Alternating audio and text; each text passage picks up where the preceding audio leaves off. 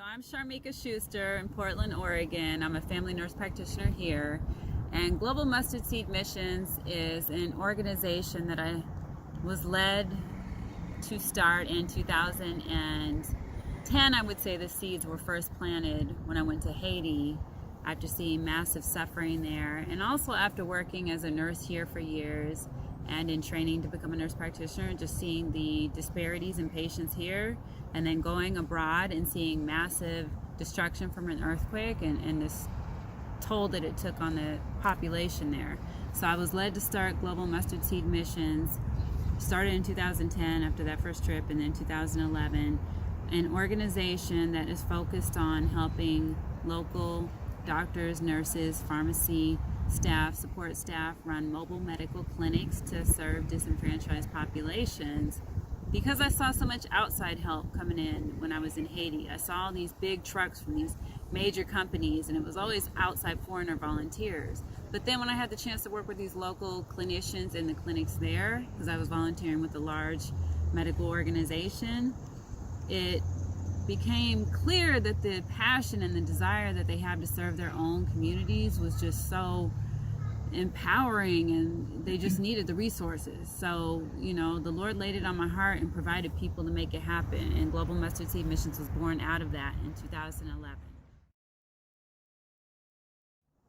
So the clinics were formed, initially going to Haiti and working with the local doctors and nurses with a big medical organization, meeting the local doctors and nurses and just seeing their passion to serve their communities. We formulated groups and came together to get medications, initially through a lot of donations, but then also me providing just my own support financially to make this happen in 2011. So the clinics were formed and working with the locals and getting these donations, and just me working with trying to get these medications over abroad.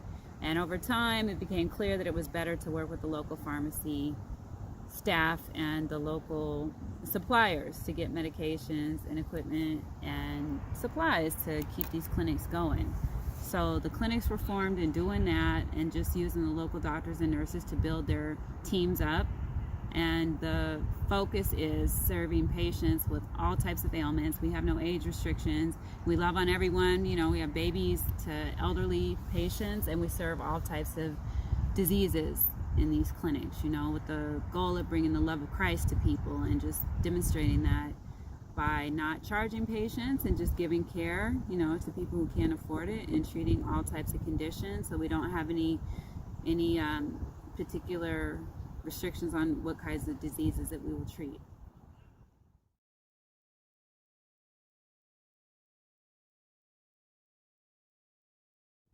First of all, my name is Dr. Ayub from Tanzania. I'm so honored and privileged to be here.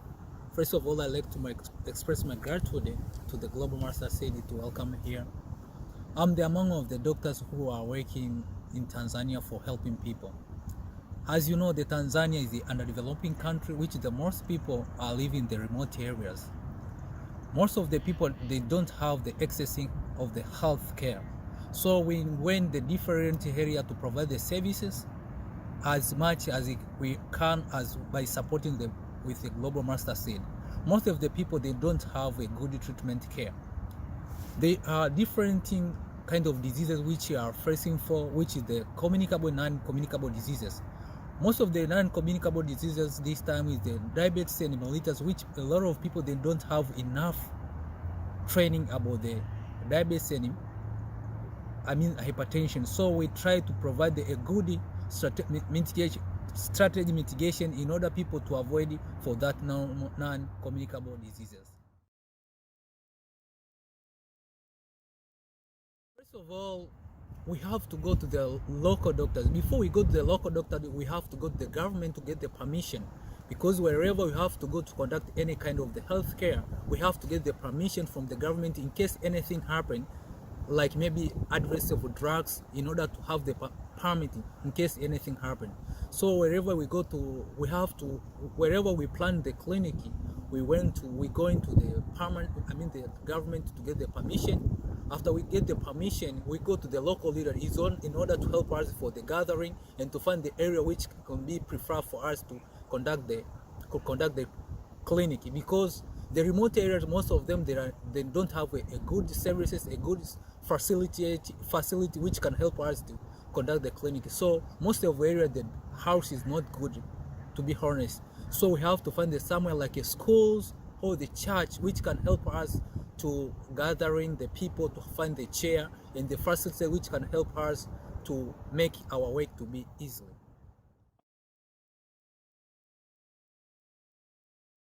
Before one week before we start the clinic, we try to write the letters from the different churches, because a lot of people are go to the churches, so there are different religions which we try to write the letters in order to send to the different churches. For that different churches, people are get the announcement from the church that for the next week, maybe in the Saturday or Friday, it will be there are clinic in the somewhere. Okay. Oh, and another thing, we try to find the local people which they have accessing, because there are different things. I mean, the community development people are running there, so most of them, they are gathering together in order to do that development, like maybe infrastructure and other stuff. So we try to provide the letters to that a leader, the local leader, like a chairperson or any kind of leader, which can read that announcement. Maybe the next week could be there are maybe access of the care and the treatment to the somewhere, maybe the church or to the school, which is a certain area. As a team, we make the group of teaming. There are the team. There are something called the triage. Triage, the people who are dealing with the vital signs. Before the people go to the doctors, we have the team who concern about the vital sign.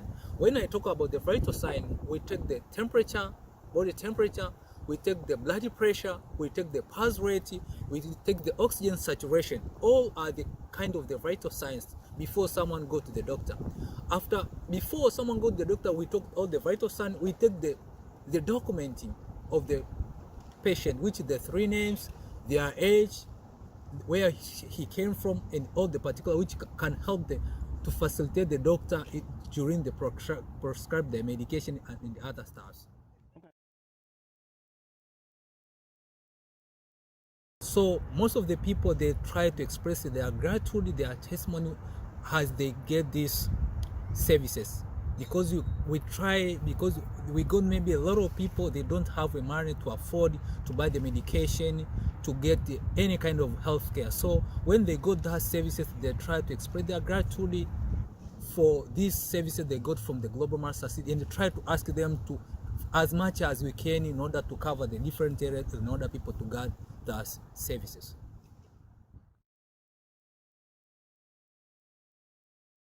I think that was a part of the whole inspiration to start this organization.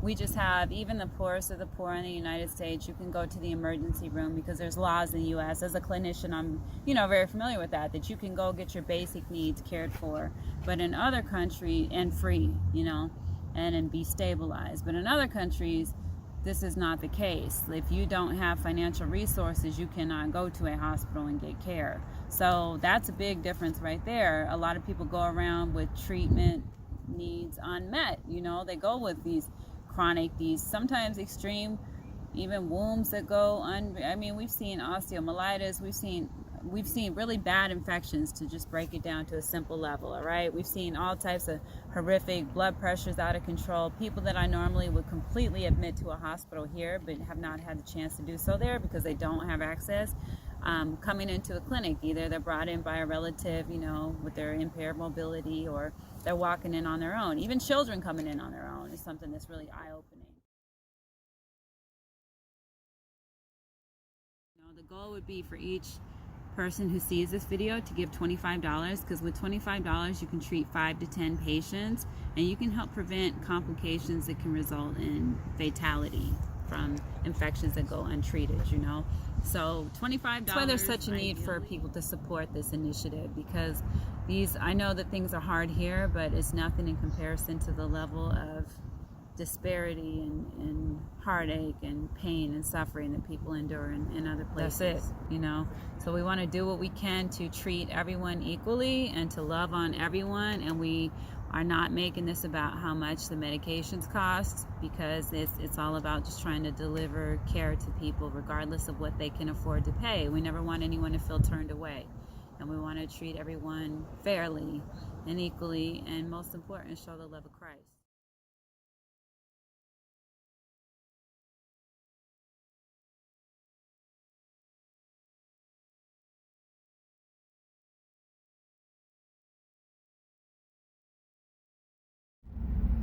Hello everybody, I'm so happy to express my gratitude to Global Mustard Seed Missions in this video. So, I'm Dr. David. I collaborated with this organization 7 or 8 years ago. Together, we bring primary health care to a lot of persons living in extreme poverty in different zones in the country.